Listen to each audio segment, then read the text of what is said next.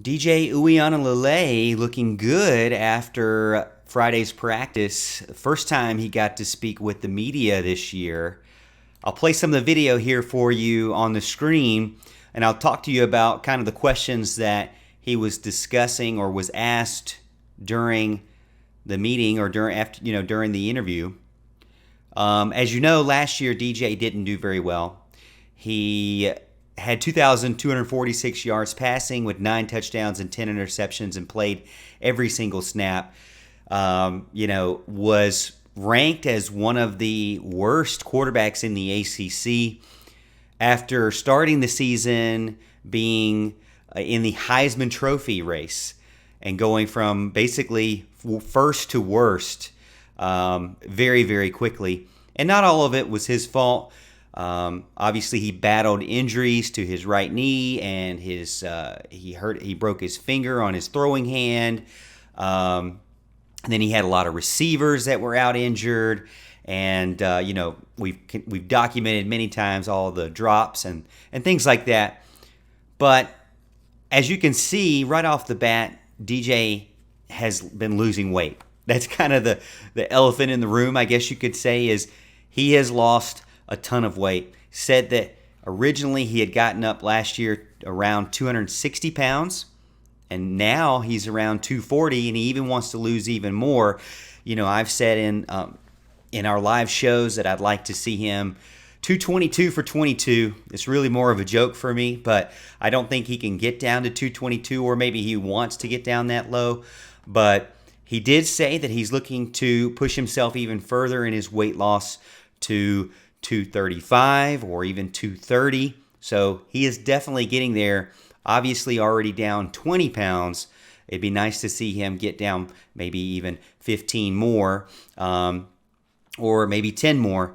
We'll see what DJ can do. But again, looks great, slimming up, and he says it's all because of meal prep. He kind of read into some things for TB2s. That's TB12. That's Tom Brady's nutrition guidelines and plans that he does to stay healthy. Tom Brady is one of those guys that takes care of his body and has been able to be a professional for a long time, longer than most, just recently retiring. And DJ's looking to model himself after that, to be able to bring longevity to his career. I think it's a great move for him. Definitely something he needs to do. I think physically he wasn't in the right spot as far as injuries, but also as far as just taking care of himself. You could tell he just wasn't where he needs to be successful. He also mentions many times that it was the coaches that prompted him to seek out help outside of the program with the nutrition plan, seek out help outside of the program with improving his delivery and some of his mechanics. As you know, and as he mentions, as some of you may know, and as he mentions in this interview, that they can't always be around the players. They can't always be coaching the players. There are some rules and guidelines to college coaches can't coach the players. So a lot of people on Twitter say, well, Morgan, why is he at the 3D QB in Texas? Why isn't he with Brandon Streeter? Well, he can't be with Brandon Streeter.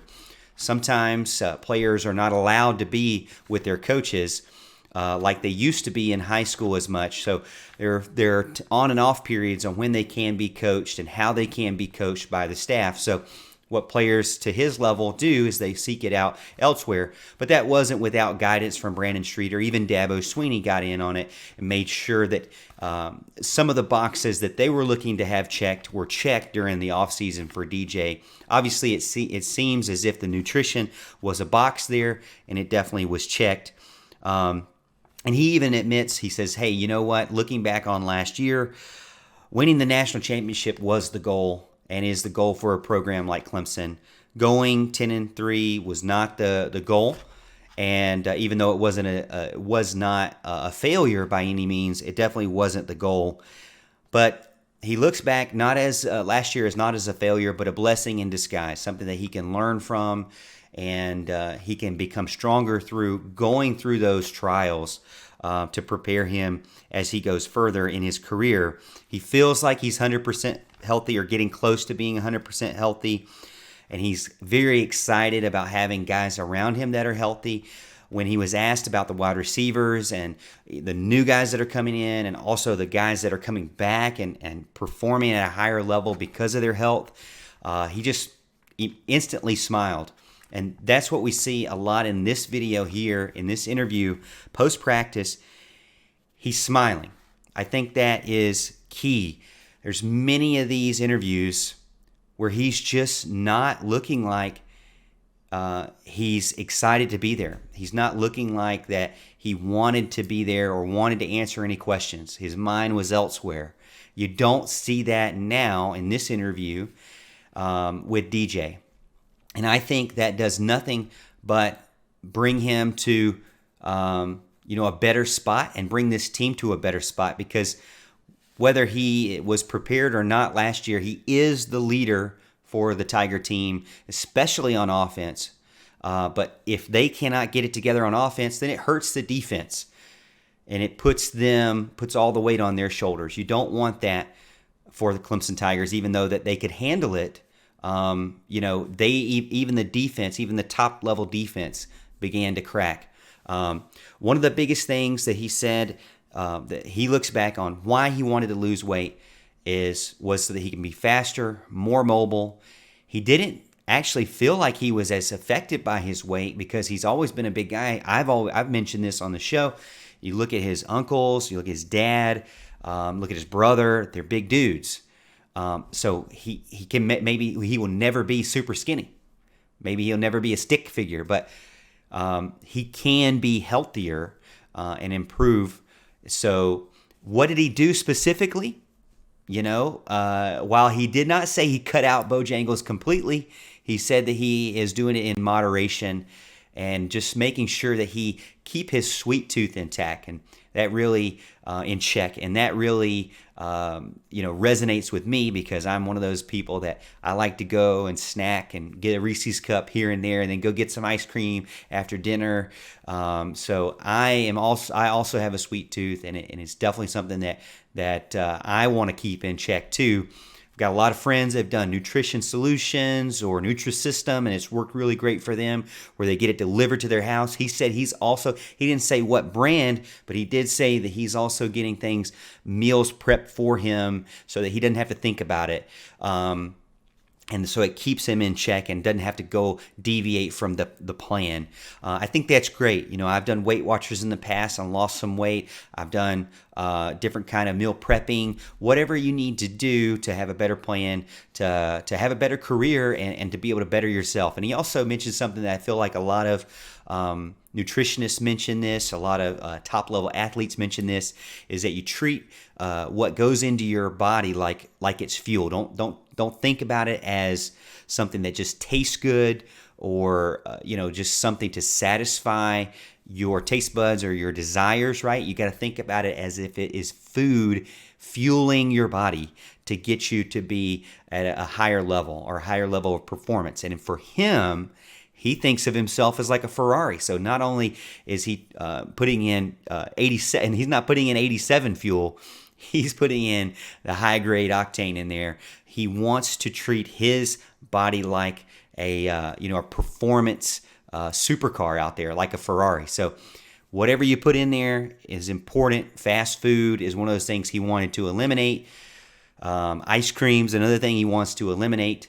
And then also not only just eating right, but working out twice a day and keeping his body in check, not taking a day off. And I hope he can balance those things and stay healthy. He was asked if he's able to do those things and still, work on rehabbing and just resting his body.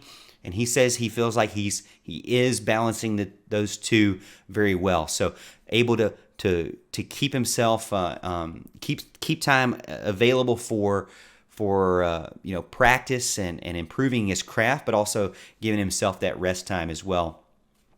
Overall, when I watch this video, I am extremely encouraged by what DJ is saying, by what he is doing, by how he is looking, but specifically how he is carrying himself.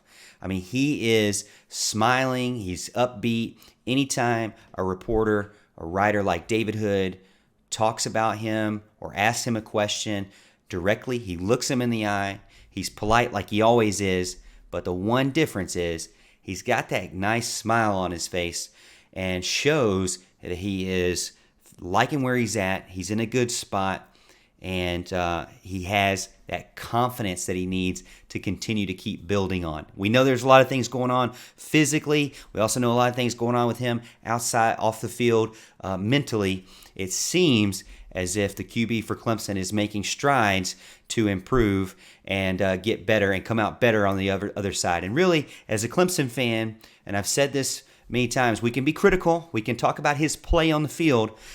But the person that's behind that number is someone who decided to choose Clemson, who is someone who wanted to be a Tiger, and who is someone who is committed to being on this program and hasn't walked away. And so I think for myself and others, I encourage you to stay behind him as well. Again, whatever happens on the field happens on the field, and decisions may have to be made, positive or negative. But either way, you want to encourage him, and you like what you see. If you're a true fan, you like what you see with a person improving, especially someone that's a Clemson Tiger is committed to your university. All right, well, that's this video. Let me know what you think in the comments, and don't forget, we have a live show every Thursday night, 7 p.m., and hit the subscribe button if you haven't already.